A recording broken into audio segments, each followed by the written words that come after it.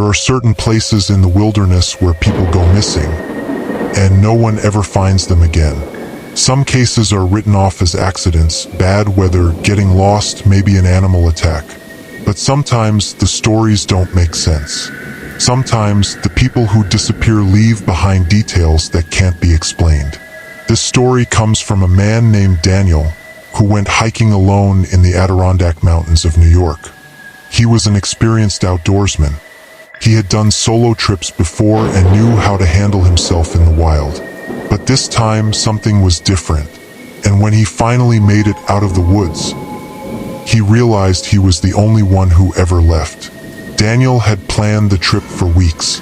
The trail he chose wasn't well known, but it wasn't completely off the grid either. It ran deep into the forest, with a small lake at the end that very few hikers ever reached. According to his map, the whole trip would take about 3 days. He packed enough food, a tent, and emergency supplies just in case. Everything seemed normal when he set out. The first day went smoothly. He followed the markers, took some pictures, and enjoyed the silence of the deep woods. The only thing that stood out was how empty the trail felt. He hadn't seen a single other hiker the entire time, but he brushed it off. That night, he set up camp near a stream. As he lay in his tent, he heard soft rustling outside. It was normal, small animals moving through the brush. But after a while, the sounds became too rhythmic, too steady, like footsteps. He unzipped his tent just enough to peek outside. Nothing. The woods were pitch black, and his flashlight barely reached past the trees. He listened for a while longer, but the sound had stopped. Eventually, he convinced himself it was his imagination and went back to sleep. By the next morning, he had almost forgotten about it. He packed up his gear and continued down the trail. That's when he noticed something strange. The trees around him started to change. The deeper he went, the quieter the forest became. The usual sounds, birds, insects, the occasional rustling, were gone. It was just silence. A silence so complete it felt unnatural. And then he saw them, carvings on the trees. At first, he thought they were just old markings from past hikers. But the more he looked, the less sense they made. They weren't initials or trail markers. They were symbols. Weird, twisting shapes carved deep into the bark. Some looked fresh. Too fresh.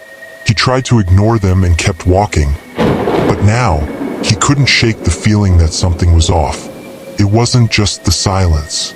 It was the air itself, thicker, heavier, like walking through a place he wasn't supposed to be. By late afternoon, Daniel reached the lake. It was smaller than he expected, but the water was perfectly still, almost like glass. He decided to set up camp and rest before heading back in the morning. As he started unpacking, he noticed something at the edge of the water. Footprints, but not his.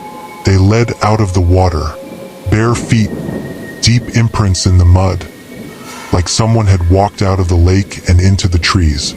Daniel stood frozen, staring at the footprints. There were no other signs of people, no tents, no boats, nothing. Just the tracks leading from the water into the woods. Then he noticed something else.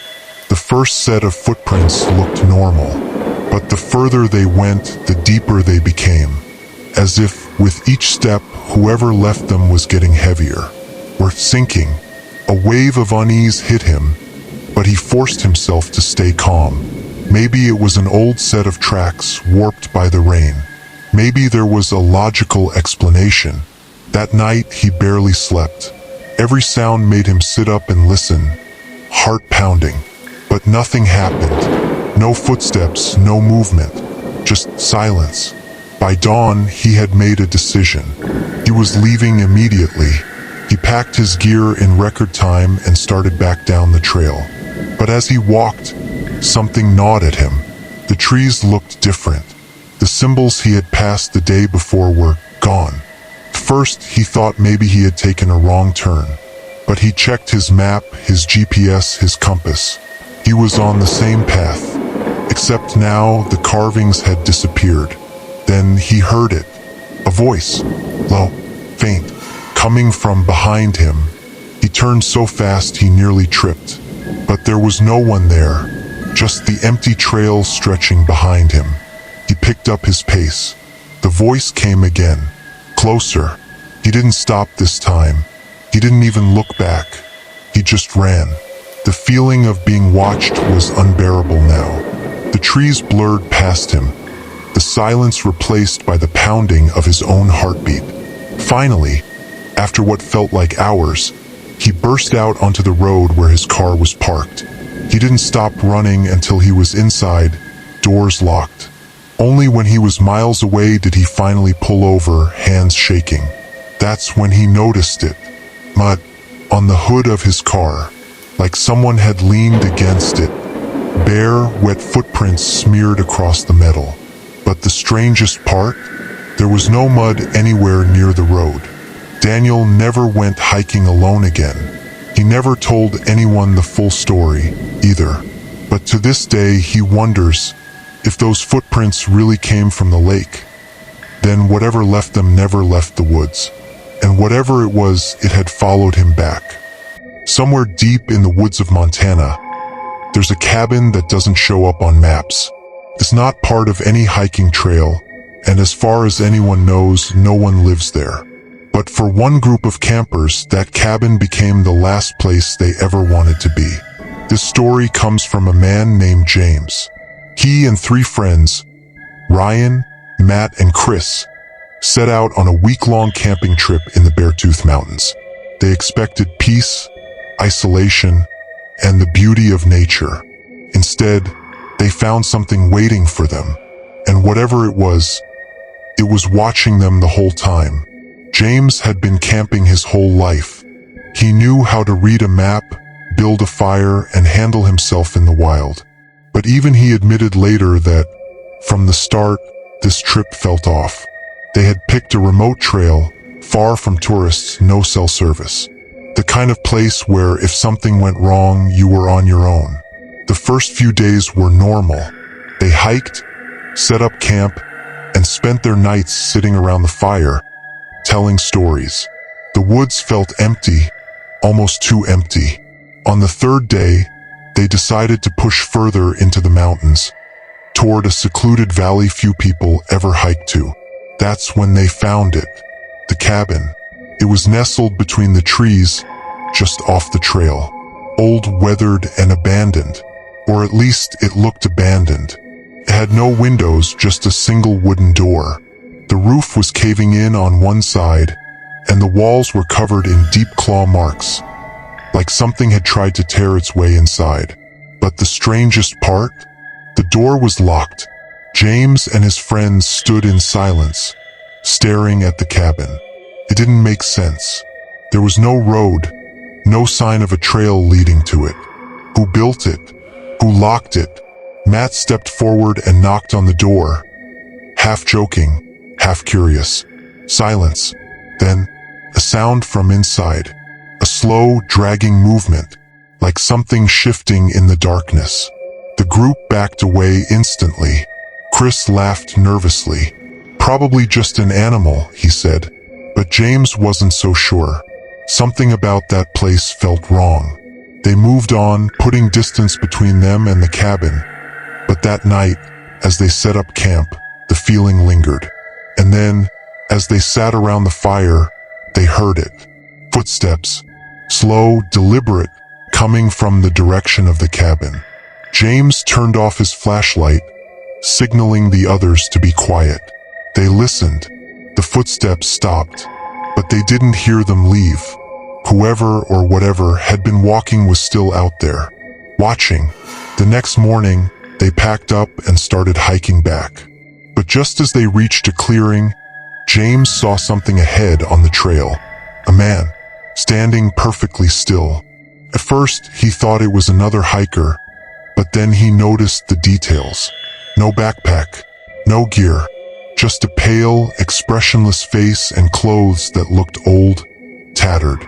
His eyes never left them. Chris muttered, "Where the hell did he come from?" The man didn't move, didn't blink, didn't acknowledge them in any way. Then he stepped off the trail, not walking, just slipping into the trees, vanishing into the forest without a sound. James felt a wave of dread hit him. He knew in his gut, that man had come from the cabin. They hiked the rest of the day in silence, moving fast. By the time they set up camp, the sun was setting. That's when Ryan noticed something. Deep footprints, leading toward their campsite, not their own.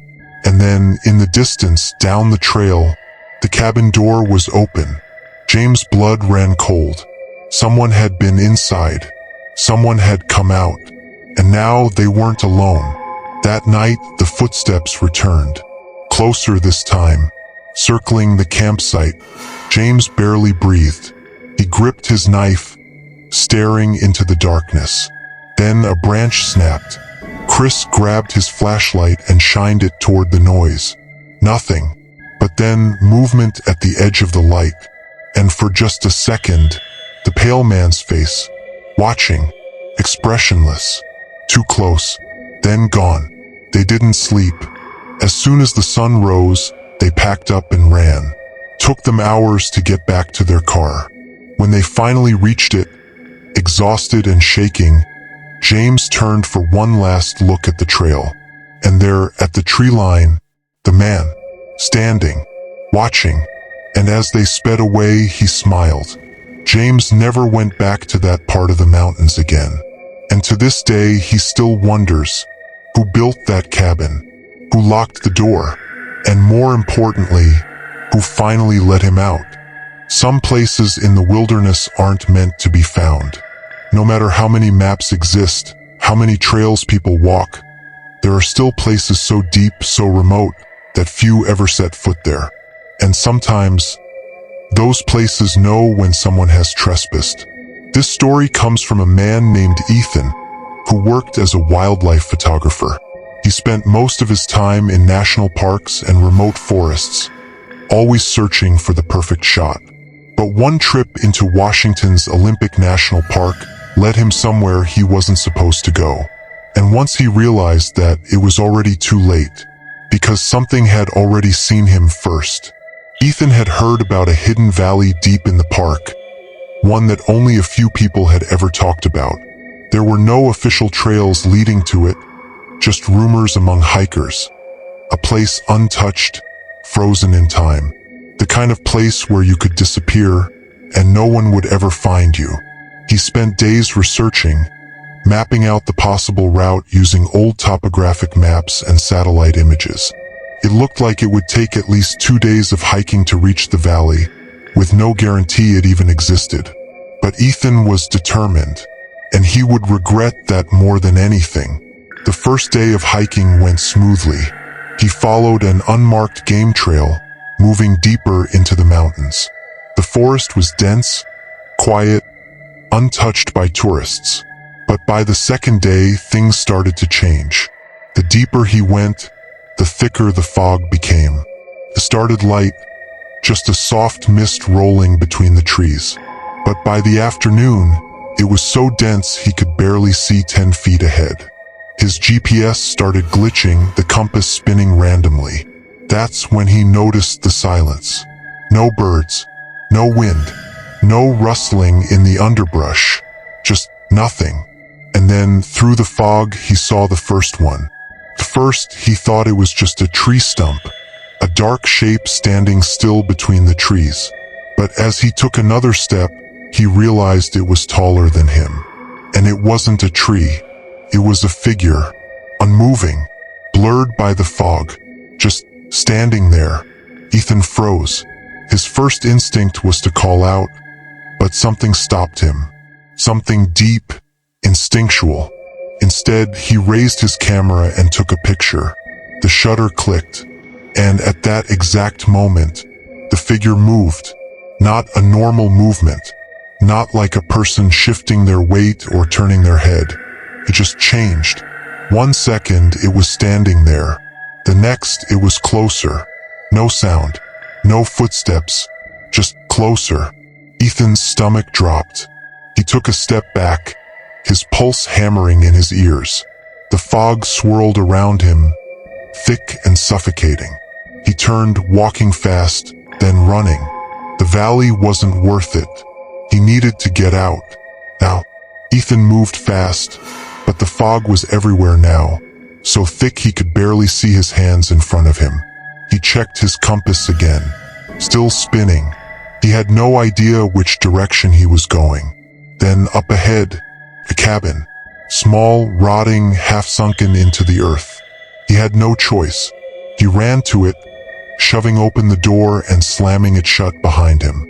His breath came fast, his ears straining for any sound outside. And then, as he backed away from the door, something knocked. 3 slow, heavy knocks. Ethan didn't move. Then another knock, but not on the door. This time from behind him. His body went cold. He turned slowly, his hands shaking.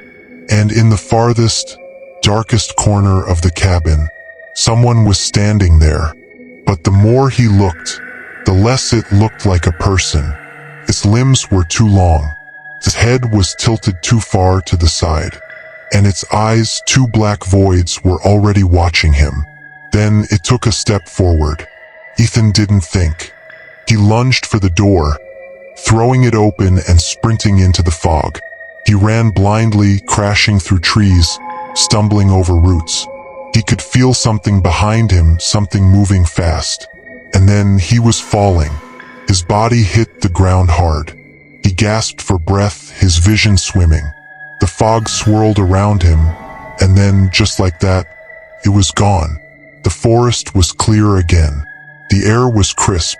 The birds were singing. And the cabin? Nowhere in sight. Ethan made it back to his car by nightfall. He never spoke about what happened, not for years. But one day, curiosity got the better of him. He pulled out his camera, scrolling through the pictures from that trip. Most of them were normal. Trees, landscapes, mist-covered trails.